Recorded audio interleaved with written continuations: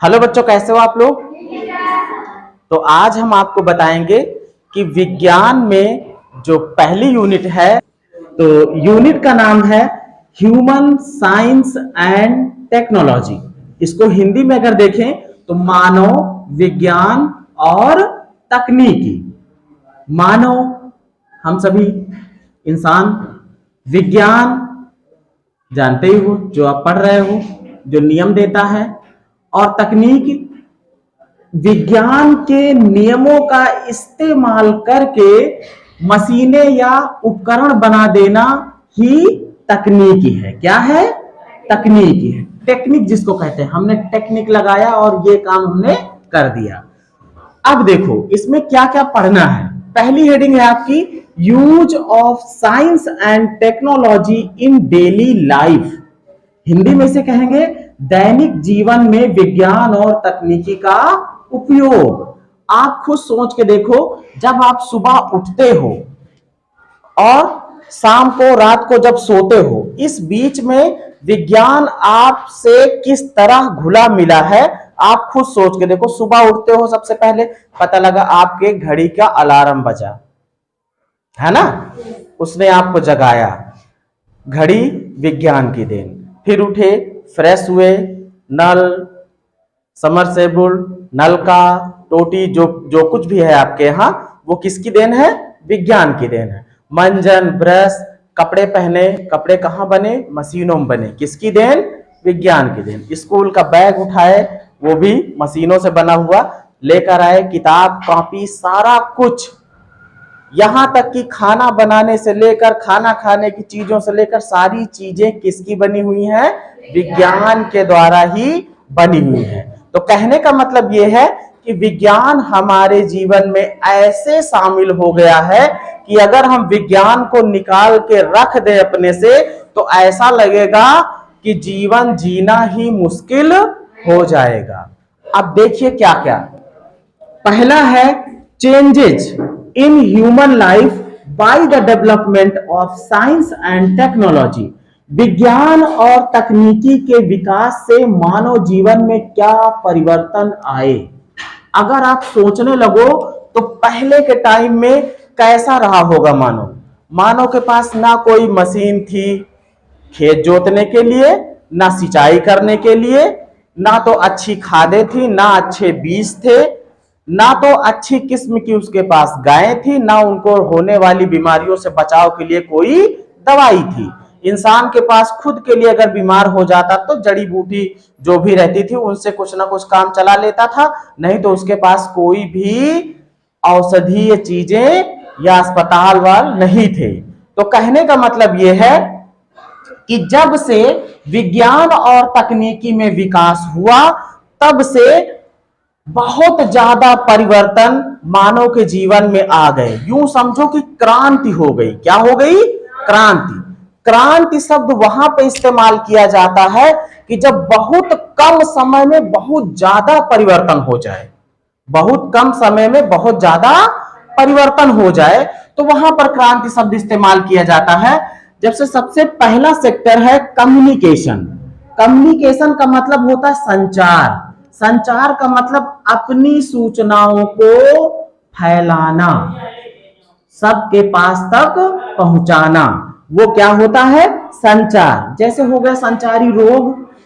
संचारी रोग क्या होते हैं? जो रोग फैलते हैं एक व्यक्ति से दूसरे व्यक्ति में, तो वहां पर संचारी शब्द यूज किया जाता है ना। जैसे टीबी हो गया, कोरोना हो गया, ये सब कैसे रोग थे? संचारी रोग हो गए। वो जो छोटी माता होता है ना, स्मॉल पॉक्स, जिसको गांव में अभी भी कहते हैं कि ये क्या है?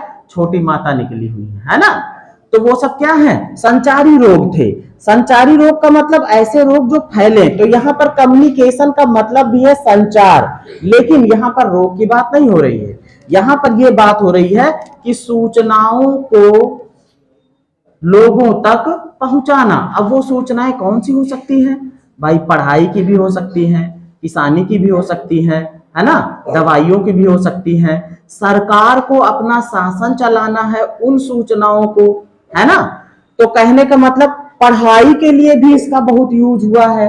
आप देखोगे आज के टाइम में आप कंप्यूटर पे, लैपटॉप पे, टीवी पे, सैटेलाइट के माध्यम से आप शिक्षा प्राप्त करते हो। वीडियो अपलोड होती है, जैसे यहाँ भी देखो अभी क्या चल रहा है, हम वीडियो बना रहे हैं, इसको अपलोड कर देंगे तो आप अपने घर में बैठ के इसको देख सकते हो, जब जी करेगा तब देख सकते हो। तो ये किसकी देन है? कम्युनिकेशन या संचार तकनीकी, आईसीटी एक शब्द यूज किया जाता है। क्या चीज? आईसीटी, इंफॉर्मेशन कम्युनिकेशन टेक्नोलॉजी, सूचना संचार तकनीकी, सूचना को संचरित करना, लोगों तक पहुंचाने की जो तकनीकी है वही है आईसीटी तकनीक। आईसीटी तकनीक से अब शिक्षा भी काफी आगे बढ़ चुकी है। अब तो जो है आईसीटी स्कूल भी खोले जा रहे हैं। पहले जो है आईसीटी आधारित शिक्षा की गई थी, कुछ स्कूलों में सैंपल के रूप में चलाया गया था। अब तो आईसीटी स्कूल ही बन जा रहे हैं। वो स्कूल इस तरीके से होंगे, बड़ी सी स्क्रीन होगी, स्टूडेंट्स बैठे होंगे, माइक से अपना क्वेश्चन पूछेंगे। एक टीचर कहीं पर बैठा हो पूरी दुनिया में, पूरी दुनिया को वो पढ़ा सकता है, सिर्फ एक टीचर। किसके द्वारा? आईसीटी के द्वारा। तो आईसीटी या फिर कम्युनिकेशन के जो जनक माने जाते हैं वो अपने भारत के पहले के जो प्रधानमंत्री हैं स्वर्गीय राजीव गांधी माने जाते हैं। कई बार आपने देखा होगा कि ढेर सारे मुफ्त कंप्यूटर शिक्षा केंद्र खुले थे, राजीव गांधी कंप्यूटर शिक्षा केंद्र, राजीव गांधी नेत्र चिकित्सा केंद्र, ढेर सारे इनके नाम से खोले गए थे। दरअसल इनका नाम इसीलिए लगाया गया क्योंकि संचार के क्षेत्र में जो क्रांति भारत में लाई गई थी उसमें महत्वपूर्ण योगदान किसका था? स्वर्गीय श्री राजीव गांधी जी का था। इन्होंने कंप्यूटर पर बहुत जोर दिया। मोबाइल फोन जो कि आज स्मार्टफोन बन गए हैं। स्मार्टफोन क्यों बने? पहले तो सिर्फ फोन था, सिर्फ बात करते थे या फिर सांप वाला गेम खेल लेते थे। अब क्या है? अब फोन हमारा स्मार्ट हो गया है क्योंकि उसमें 3G, 4G, 5G, ये जी मतलब जनरेशन, जनरेशन मतलब पीढ़ी।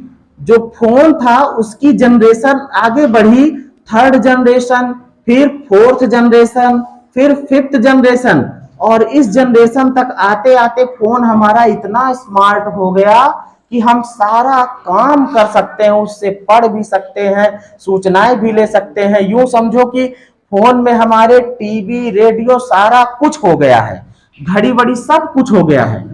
इंटरनेट, फ्यूल, ईंधन के क्षेत्र में, ईंधन क्या था भाई? पहले के समय में क्या था? भाप का इंजन था, कोयले से चलता था, है ना।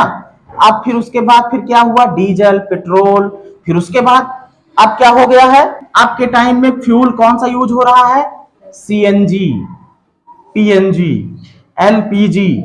यहां तक कि अब ऐसे ऐसे फ्यूल बनाए गए हैं कि इतना ज्यादा उनका कंबसन है कि रॉकेट तक लॉन्च हो जाते हैं। मतलब इतनी स्पीड से वो जा सकते हैं रॉकेट कि अपने धरती के गुरुत्वाकर्षण को पार करके दूसरे ग्रह पर चले जाते हैं। फिर उसके बाद मेडिकल के क्षेत्र में, चिकित्सा के क्षेत्र में, औषधि के क्षेत्र में बहुत परिवर्तन आए। नेशनल सिक्योरिटी, अपने देश की सुरक्षा। पहले जो है जहां हमारे पास तीर, तलवार, भाला हुआ करता था, आज हमारे पास AK-47, एटम बम, मिसाइल, ये ढेर सारे ऐसे हमारे पास अब हथियार हैं कि हमारा कोई पड़ोसी देश अगर हम पर आक्रमण करना चाहे, हम पर युद्ध करना चाहे, तो हमें अब उनसे डरने की जरूरत नहीं है। इसके बाद आ जाता है मोस्ट इंपॉर्टेंट इंडस्ट्री या फिर उद्योग, विज्ञान और तकनीकी। विज्ञान ने जो है नियम बनाए और तकनीकी उन नियमों पर चल करके ऐसे ऐसे मशीनें बना दी, ऐसे ऐसे उपकरण बना दिए जो इंसान के काम को बहुत आसान बना दिया। पहले कपड़ा बुनना होता था तो चरखे से पहले सूत काटना, उसके बाद उसकी बुनाई करना, ये सब बहुत कठिन था। लेकिन जब से मशीनें आ गई तब से कपड़ा कितना सस्ता हो गया है। तो उद्योग में क्या हुआ भाई? इसमें इंडस्ट्रियल रिवॉल्यूशन, औद्योगिक क्रांति, इसके जनक माने जाते हैं जेम्स वाट, और राजीव गांधी भी इसमें बहुत अहम रोल अदा किए थे। इन्होंने औद्योगिक क्रांति को भारत में लाया था। बड़े बड़े उद्योग स्थापित हुए, जहां पर एक सुई नहीं बनती थी, सुई से लेकर के बड़े बड़े पानी के जहाज, हवाई जहाज, बड़े बड़े कारखाने, कपड़ा उद्योग, ये सारी चीजें जो है बनना अपने भारत में शुरू हो गई। यहां तक कि हथियार पहले नहीं बना करते थे अपने भारत में, अब वो भी बनना शुरू हो गए। और ज्यादा देखोगे अपने यहां भी एक एजेंसी स्थापित हुई जिसे इसरो कहा गया। क्या कहा गया? इसरो। इसरो ने फिर अपने खुद के रॉकेट बनाना शुरू किए, खुद के जो है पोलर सैटेलाइट व्हीकल बनाना शुरू किए, और अपने खुद के बनाए हुए उपग्रहों को अंतरिक्ष में भेजना शुरू किया। सैटेलाइट जब ऊपर गए, धरती के चारों तरफ चक्कर लगाने लगे, अब वो सैटेलाइट क्या करते हैं, सूचनाओं को हमारे टीवी एंटीना तक भेजते हैं, और टीवी एंटीना से हम लोग घर बैठे टीवी में सारा कुछ देख लेते हैं कि देश और दुनिया में क्या हो रहा है। बात क्लियर? तो ये था जो है मानव विज्ञान और तकनीकी का चैप्टर, जिसमें विज्ञान और तकनीकी ने क्या क्या क्रांतियां मानव के जीवन में ला दी हैं। आज इतना ही।